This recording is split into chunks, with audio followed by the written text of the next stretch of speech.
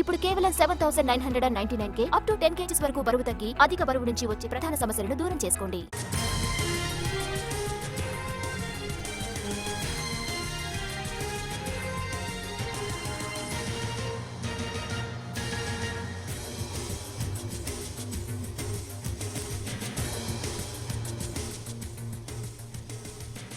విజయవాడలోని ఎన్టీపీసీలో విద్యుత్ ఉత్పత్తి నిలిచిపోయింది.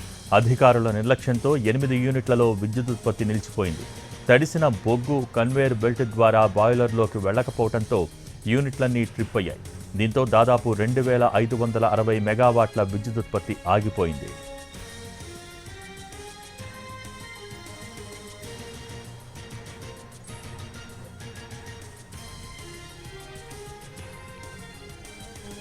విజయవాడలోని డాక్టర్ నార్ల తాతారావు థర్మల్ విద్యుత్ కేంద్రంలో విద్యుత్ సంక్షోభం నెలకొంది.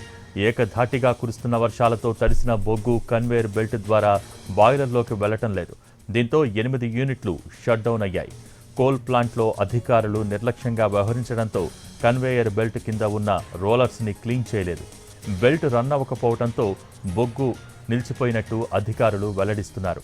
రోలర్స్ క్లీన్ చేసి కన్వేయర్ బెల్ట్ని సిద్ధం చేస్తే తప్ప విద్యుదుత్పత్తి జరగదని అధికారులు అంచనా వేస్తున్నారు.